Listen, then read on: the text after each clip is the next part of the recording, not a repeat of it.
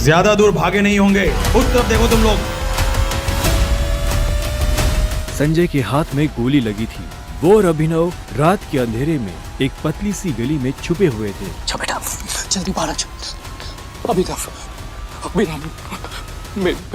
मेरी बात सुन बेटा, तुम यहाँ से भाग जाओ, वरना ये लोग तुझे भी मार डालेंगे।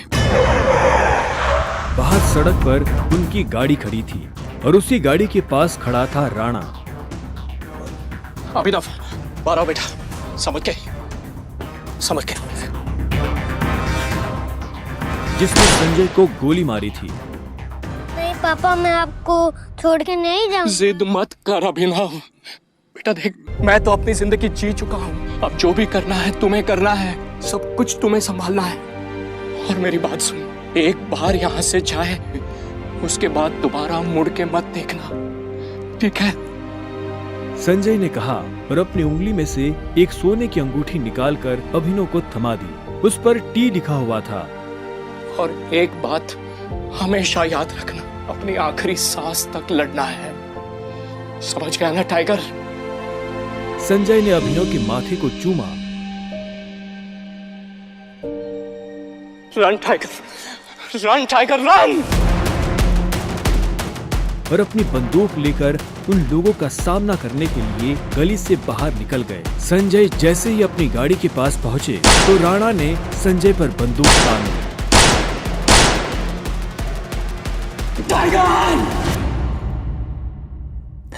इस कमीने का चेहरा मत भूलना।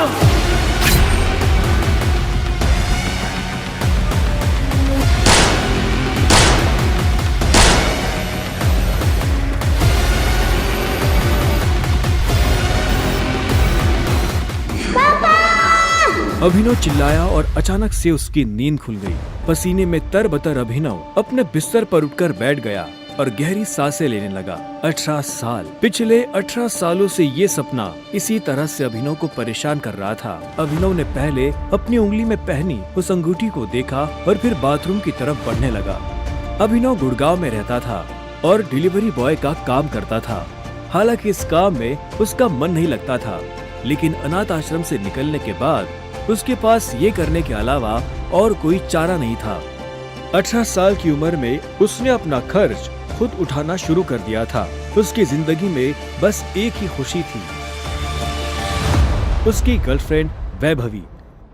जब भी वो वैभवी को देखता तो अपने सारे दुख भूल जाता था और आज तो वैभवी का जन्मदिन था, इसलिए अभिनव जल्द से जल्द उससे मिलना चाहता था। अंकल, ये केक कितने का है? 600 का है। और ये पेस्ट्री? वो 60 का है। एक दे दीजिए। असल में अभिनव और वैभवी ने ये तय किया था कि वो पैसे जोड़कर अपने लिए किराए का एक बड़ा घर लेंगे, इसलिए वो पैसे वेस्ट नहीं करना चाहते थे। Thank you. Thank you. कुछ देर के बाद जब वो वैभवी के घर के बाहर पहुंचा तो उसने देखा वहाँ काफी रंगीन लाइट्स जल रही थी और बाहर से तेज म्यूजिक की आवाज आ रही थी।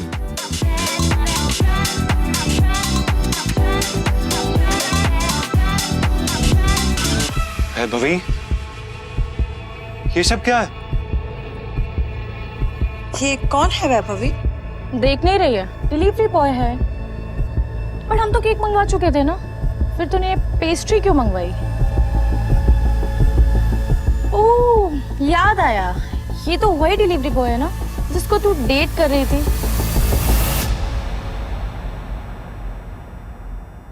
ओह कम ऑन यार वैभवी, तेरा स्टैंडर्ड इतना गिर जाएगा मुझे नहीं पता था।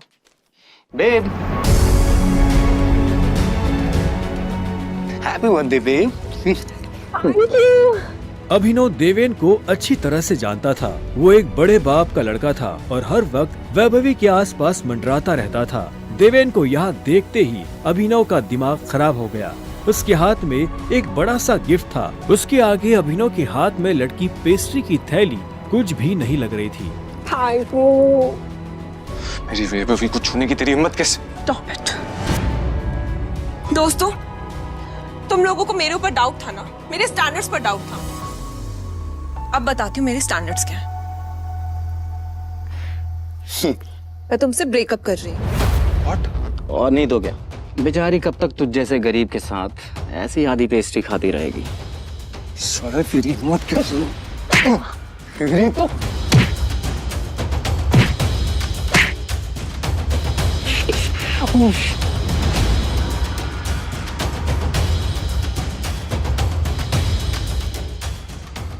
ये तुमने ठीक नहीं किया वैभवी। और अभिनव वहां से निकल गया। वो उन दोनों की शक्ल अब और नहीं देखना चाहता था।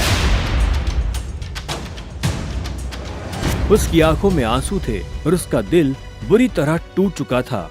हर घूंट के साथ उसकी आंखों के सामने वो दृश्य आ रहा था जिसमें देवेंद्र वैभवी के गालों को चूम रहा था। ये तुमने अच्छा नहीं किया वैभवी, तुमने बिल्कुल अच्छा नहीं किया। बहुत गलत किया तुमने मेरे साथ, बहुत गलत किया। अभिनव धोखे के नशे में डूबकर बेहोश हो चुका था, लेकिन उसके लिए ये रात यहाँ खत्म नहीं होने वाली थी। उधर जब अभिनव सड़क पर बेहोश हो गया था, तब इधर सनी सिंह अपनी गाड़ी में बैठा बेचैन हो रहा था। सनी सिंह की बहन अनन्या उसके गले का कांटा बन गई थी। सनी अपने दादा हरदेवपाल सिंह की नजर में आने के लिए और अनन्या को रास्ते से हटाने के लिए कुछ भी कर सकता था, और आज वो अपनी गाड़ी में अपने आदमियों के साथ निकल पड़ा था अपनी बहन को सबक सिखाने के लिए।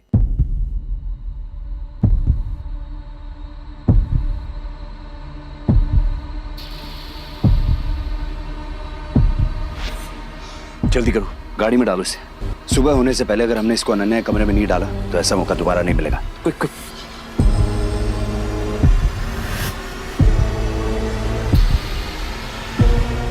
सनी के आदमी अभिनव को उठाकर सीधा रूम नंबर 409 में घुस गए। इसके कपड़े उतारो और बेड पे लिटाओ उसका। कपड़े उतारो इसका।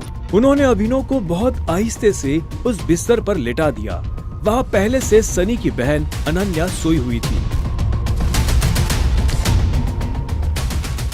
सुबह जब अभिनव ने करवट बदली तो उसका हाथ एक नरम हाथ से टकरा गया।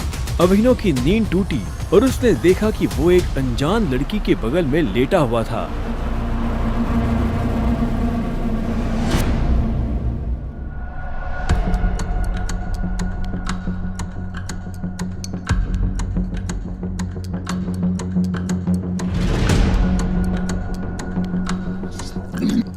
कौन हो तुम? तुम मेरे कमरे में क्या कर रहे हो? तुमने मेरे साथ क्या किया?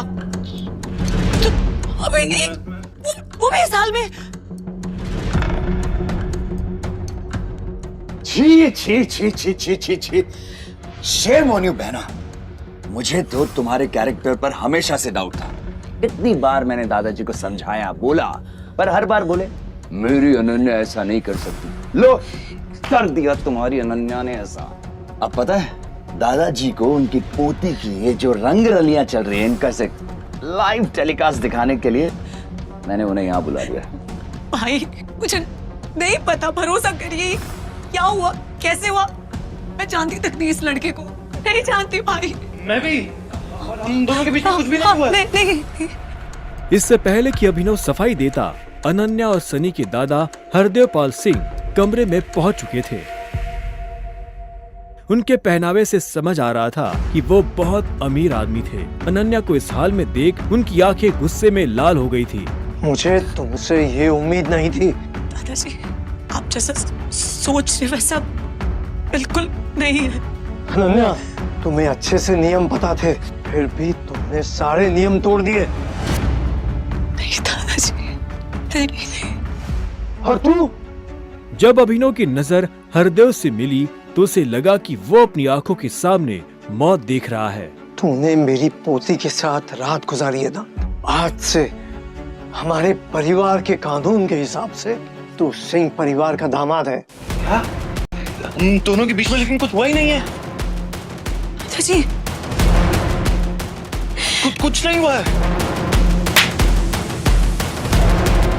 कुछ नहीं किया ना तुम दोनों ने? तो क्या ये था?